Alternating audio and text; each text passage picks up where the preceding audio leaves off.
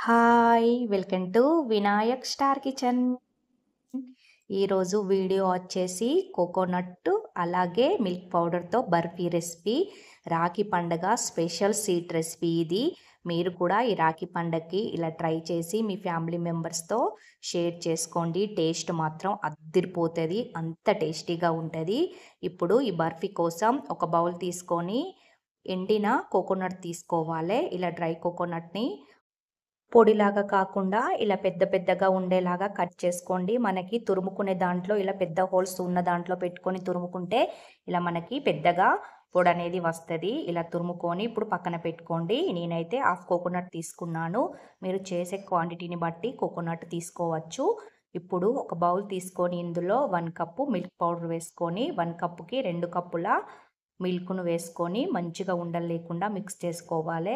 Whisker ఉంటే మనకి తొందరగా అయిపోతాయండి. ఉండలు లేకుండా మంచిగా మిక్స్ అవుతుంది. నేను స్పూన్తో కలుపుతున్నాను కాబట్టి ఒక 2 మినిట్స్ ఇలా మంచిగా మిక్స్ చేసుకుంటే మనకి ఉండలేం లేకుండా చక్కగా కలిసిపోతాయి మిల్క్ పౌడరు. ఇప్పుడు ఇలా కలుపుకొని పక్కన పెట్టుకున్న తర్వాత ఒక కడాయి పెట్టుకొని ఇందులో 2 టేబుల్ స్పూన్ల నెయ్యి వేసుకొని నెయ్యిని కరిగించుకోవాలి. ఇలా నెయ్యి కరిగిన తర్వాత మనం తురిమి పెట్టుకున్న ఈ డ్రై కోకోనట్ ఇందులో వేసుకొని ఒక 2 మినిట్స్ గ్యాస్ సిమ్లో పెట్టి మంచిగా కలర్ చేంజ్ అయ్యేదాకా ఫ్రై చేసుకోవాలి. ఇలా నెయ్యిలో కలర్ చేంజ్ అయ్యేంత వరకు ఫ్రై చేయాలి. ఇలా కలుపుతూనే ఉండాలి, లేదంటే మాడిపోతుంది. ఒక 2 మినిట్స్ తర్వాత మనకి చక్కగా కలర్ చేంజ్ అయ్యి మంచిగా ఫ్రై అయిపోతుంది కోకోనట్. ఇలా ఒక 2 మినిట్స్ తర్వాత చూడండి మనకి చక్కగా ఈ కోకోనట్ అనేది ఫ్రై అయిపోయింది. కలర్ కూడా చూడండి ఇలా బ్రౌన్ కలర్ వచ్చేదాకా ఫ్రై చేసుకోవాలి. ఇప్పుడు ఇలా ఫ్రై అయిన దాంట్లో మనం కలిపి పెట్టుకున్న ఈ మిల్క్ పౌడర్ అలాగే ఈ మిల్క్‌ను ఇందులో యాడ్ చేసుకోవాలి. ఇలా వేసుకొని ఇప్పుడు ఒకసారి మంచిగా మిక్స్ చేసుకోండి. నెయ్యి ఎక్కువ తినాలనుకునేవారు ఇంకొక 2 టేబుల్ స్పూన్ నెయ్యిని కూడా యాడ్ చేసుకోవచ్చు. నేనైతే ఒక 2 టేబుల్ స్పూన్ నెయ్యి అయితే వేసుకున్నాను. ఇలా మంచిగా ఉండలు లేకుండా మంచిగా ఒకసారి మిక్స్ చేసుకొని పాలు ఒక పొంగొచ్చేదాకా మనం ఉడికించుకోవాలి.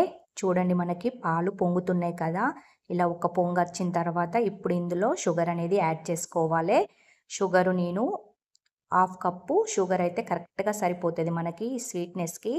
ఇంకెక్కువ తినాలనుకునేవారు ఇంకొక 2 టేబుల్ స్పూన్ షుగర్ అనేది యాడ్ చేసుకోండి. నాకైతే కరెక్ట్‌గా హాఫ్ కప్ అయితే సరిపోయింది.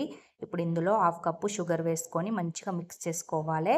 ఈ సైడ్‌లకి ఉన్న ఈ పాల మీద ఈ అండు మొత్తం ఇలా తీసుకుంటూ మిక్స్ చేసుకోండి. సేమ్ మనము కలాకండ్ ఎలా ప్రిపేర్ చేసుకుంటామో అలానే ఈ స్వీట్ రెసిపీ కూడా టేస్ట్ కూడా కొంచెం అలానే ఉంటుంది. ఇందులో కోకోనట్ యాడ్ చేస్తాం కాబట్టి కోకోనట్ ఫ్లేవర్‌తో ఇంకా టేస్ట్ చాలా బాగుంటుంది. ఇలా సైడ్‌లకి ఉన్నది తీసేసుకుంటూ ఇలా మధ్య మధ్యలో మిక్స్ చేసుకుంటూ మంచిగా దీన్ని మనం స్వీట్‌ని ప్రిపేర్ చేసుకోవాలి. ఇలా సైడ్‌లకి ఉన్న మీగడంతా ఇలా స్పూన్‌తో లోపలికి వేసుకుంటూ ప్రిపేర్ చేసుకోవాలి. ఇది మనకి రెడీ కావడానికి ఒక 5-10 మినిట్స్ అయితే టైం అయితే పడుతుంది. గ్యాస్ ఫుల్ పెట్టే ఇలా కలుపుతూ దీన్ని మనం ఉడికించుకోవాలి. గ్యాస్ ఫుల్ పెట్టినప్పుడు మనం ఇలా కలుపుతూనే ఉండాలి, లేదంటే ఇది మాడిపోయే ఛాన్స్ ఉంటుంది. అలాగే కింద నుండి మనం కలుపుతూనే ఉండాలి, లేదంటే కింద అట్టు కట్టి మొత్తం మాడిపోతుంది. స్వీట్ అనేది టేస్ట్ బాగోదు. ఇలా కింది నుండి అలాగే సైడ్లకి ఉన్న మీగడ మొత్తం ఈ పాలలో మిక్స్ చేసుకుంటూ ఇలా దగ్గర పడేదాకా మనం దీన్ని ఉడికించుకోవాలి. ఇందులో మీరు కావాలంటే యాలకుల పౌడర్ కూడా యాడ్ చేసుకోవచ్చు. చూడండి మనకి ఇది దగ్గర పడిపోతుంది స్వీటు. ఇలా పడినప్పుడు మీరు గనక ఘీ యాడ్ చేసుకోవాలంటే ఇంకొక 1 టేబుల్ స్పూన్ ఘీ కూడా యాడ్ చేసుకోవచ్చు.